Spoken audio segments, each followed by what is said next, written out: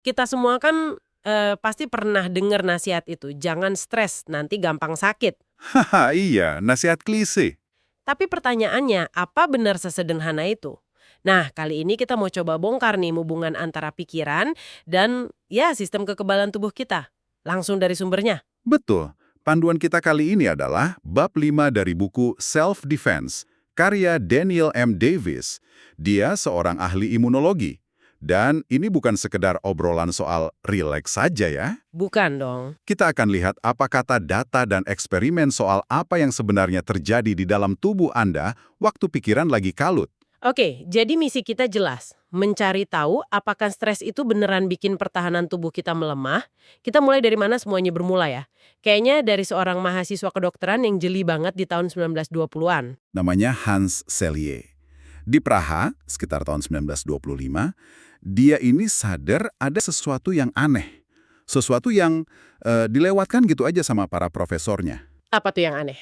Dia lihat pasien dengan penyakit yang beda-beda banget, ada yang kena infeksi, ada yang punya masalah lain, semuanya datang dengan keluhan yang sama persis. Keluhan yang sama, seperti apa misalnya?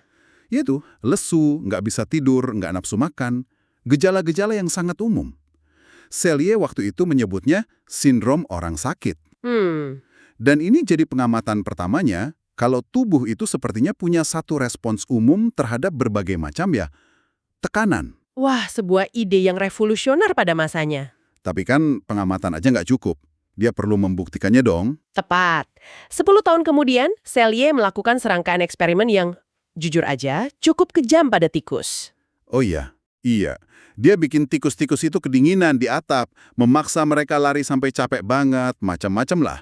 Tujuannya cuma satu, mau lihat apa stres fisik yang beda-beda ini bakal menghasilkan respons biologis yang sama. Dan hasilnya? Hasilnya persis seperti dugaannya. Nggak peduli apa penyebab stresnya, mau dingin atau capek, semua tikus menunjukkan perubahan fisik yang identik. Apa itu? Kelenjar adrenal mereka membesar dan mereka kena tukak lambung. Nah ini jadi bukti pertama kan, kalau stres itu bukan cuma perasaan, tapi fenomena fisiologis yang bisa diukur. Oke, jadi penemuan Selye ini yang membuka pintu pemahaman kita soal mekanisme biologisnya, ini yang membawa kita ke respons klasik lawan atau lari atau fight or flight itu ya? Benar sekali. Tapi yang menarik dari sumber kita ini bukan cuma apa itu, tapi bagaimana kaskade hormon ini secara spesifik bisa membajak sel-sel kekebalan kita. Nah, itu dia. Secara singkat, kan otak kita mendeteksi ada ancaman, lalu memicu pelepasan hormon stres utama. Adrenalin dan kortisol. Betul. Hormon-hormon inilah yang bikin jantung berdebar, otot menegang, semua persiapan buat aksi. Sistem ini brilian banget buat ancaman jangka pendek. Ada studi menarik soal orang yang baru pertama kali terjun payung tandem. Oh, gimana tuh ceritanya? Jumlah sel darah putih mereka itu berubah drastis sesaat setelah melompat. Ini respon sistem kekebalan terhadap stres yang akut. Tapi, yang penting, semuanya kembali normal dalam waktu sejam. Ada sistem remnya gitu ya? Persis, ada semacam umpan balik negatif. Waktu kadar kortisol udah tinggi, otak bakal ngasih sinyal buat berhenti produksi. Nah, masalahnya muncul ketika ancamannya itu nggak hilang setelah 1 jam. Bukan lagi dikejar harimau, tapi ya tekanan kerjaan yang nggak ada habisnya atau masalah pribadi yang terus-terusan. Remnya kayak blong. Betul sekali. Dan kortisol terus membanjiri sistem. Disinilah dampaknya ke sistem kekebalan mulai jadi serius. Dan dampak utamanya adalah Penekanan. penekanan. Sederhananya, kortisol dalam dosis tinggi dan kronis itu akan menekan atau meredam aktivitas sistem kekebalan Anda. Tunggu. Itu kedengarannya agak aneh ya. Kalau tubuh lagi stres, katakanlah karena kerjaan berat, bukannya justru saat itu sistem pertahanan tubuh paling kita butuhin biar tetap sehat. Kenapa tubuh malah mematikannya? Pertanyaan yang bagus banget. Jawabannya tuh ada di prioritas evolusi. Oke. Energi ya. Betul. Kelangsungan hidup sekarang juga lebih penting. Tubuh kita itu pada dasarnya bilang, nanti aja urus infeksinya kalau kita selamat dari macan ini. Dan ini bukan cuma teori kan? Di sumber kita disebutin contoh klasik yang nyata banget. Studi pada mahasiswa kedokteran pas mereka ujian akhir. Nah itu dia. Aktivitas sel NK atau natural killer, mereka ini pasukan elit yang melawan virus dan tumor, itu menurun drastis. Akibatnya? Akibatnya, kasus herpes virus yang biasanya tidur karena ditekan sistem imun justru banyak yang kambuh. Wow. Studi pada hewan juga memperkuat ini. Tikus yang cuma mencium baunya predator aja, kemampuan melawan infeksi jamurnya menurun.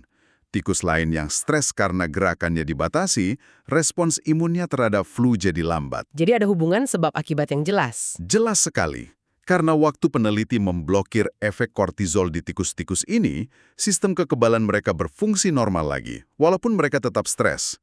Ini bukti langsung antara hormon stres dan imun yang melemah. Ada satu contoh yang relevan banget dari pandemi. Para peneliti pakai tikus yang direkayasa supaya bisa kena COVID-19. Iya, saya baca itu. Tikus yang dibikin stres berulang kali, ternyata jumlah virus di paru-paru mereka jauh lebih tinggi. Dan tingkat kematiannya juga jauh lebih tinggi dibanding tikus yang santai. Ini nunjukin betapa nyata dampaknya pada infeksi virus serius. Oke, jadi buktinya jelas. Stres kronis itu menekan kemampuan sistem imun kita buat melawan infeksi. Tapi, ini pasti bikin Anda mikir juga sama kayak saya. Gimana? Kalau gitu, kenapa alergi saya malah kumat parah ya pas lagi banyak pikiran? Atau kenapa beberapa orang dengan penyakit autoimun merasa gejalanya memburuk saat stres? Nah, itu dia pertanyaannya. Di buku itu kan ada cerita soal astronot yang alerginya kambuh parah waktu di luar angkasa. Betul, betul. Tingkat hormon stresnya tercatat tinggi banget, tapi gejala alerginya juga ikut meroket. Aneh banget. Padahal harusnya kan alerginya mereda kalau teorinya sesederhana itu. Inilah yang disebut paradoks stres. Jawabannya itu ada di, kompleksitas sistem kekebalan yang luar biasa. Stres itu nggak mematikan semuanya secara merata. Ini lebih kayak manajer yang panik. Manajer panik, maksudnya gimana? Gini, sementara kortisol menekan beberapa jenis sel kekebalan, kayak sel yang melawan virus tadi, Oke. hormon stres yang sama justru bisa merangsang sel-sel lain. Salah satunya adalah mast cells atau sel mast. Sel inilah yang ngelepasin histamin. Ah, histamin, pemicu utama gatal-gatal, hidung meler, semua gejala alergi itu. Tepat. Oh, jadi ini bukan saklar on-off, tapi lebih kayak sistem yang kacau balau. Atau dysregulated. Ya, Sebagian pasukan tidur, sementara yang lain malah nembak sembarangan. persis. Disregulasi itu kata kuncinya. Ini benar-benar mengubah cara saya memandang alergi loh. Selama ini saya kira itu tanda sistem imun saya lemah, padahal ternyata justru ada bagian yang terlalu aktif karena stres. Dan model yang sama juga berlaku buat penyakit autoimun. Banyak pasien melaporkan ada kejadian yang menekan banget dalam hidup mereka, tepat sebelum didiagnosis. Walaupun susah membuktikan sebab akibat langsung pada manusia ya.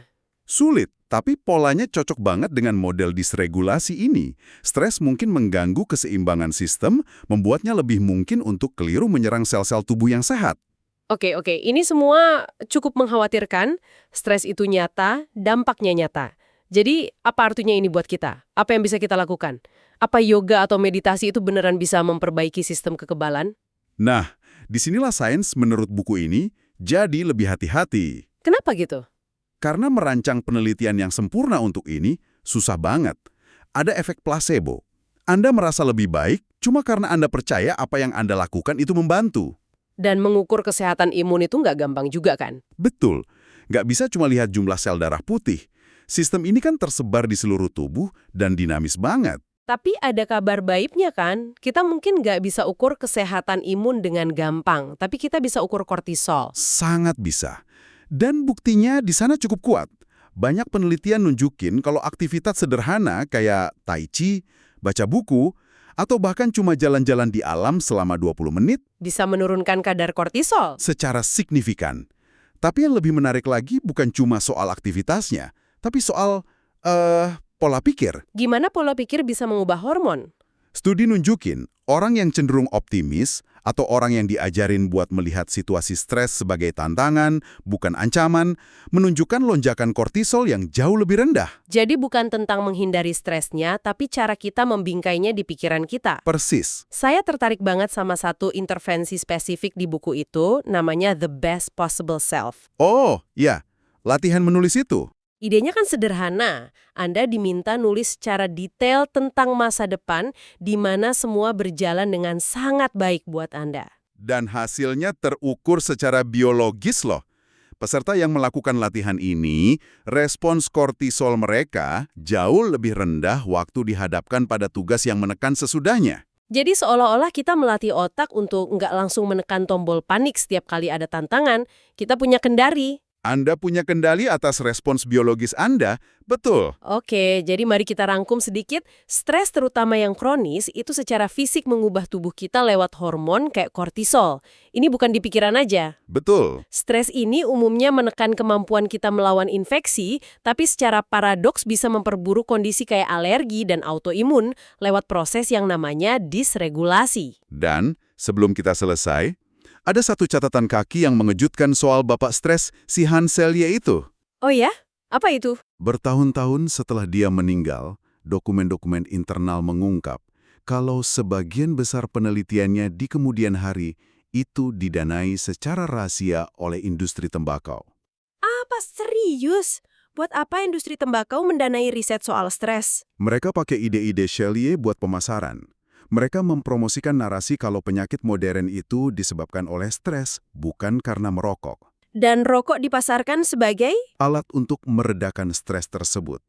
Ini jadi pengingat yang kuat buat kita untuk selalu kritis sama info kesehatan dan bertanya, siapa yang diuntungkan dari narasi ini? Luar biasa.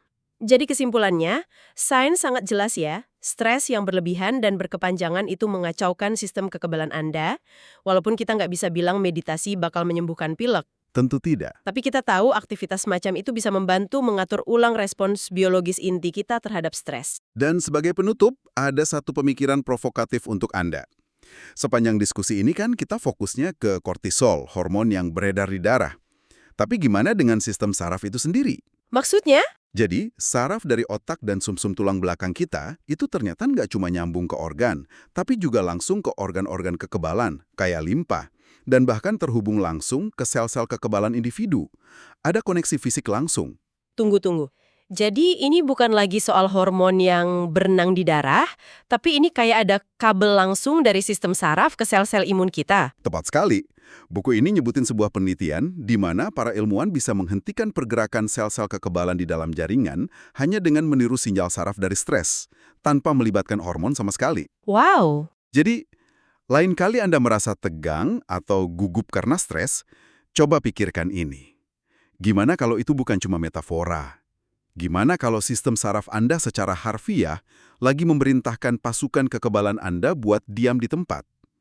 Dan apa implikasinya bagi cara kita memahami hubungan pikiran tubuh yang tak terpisahkan itu?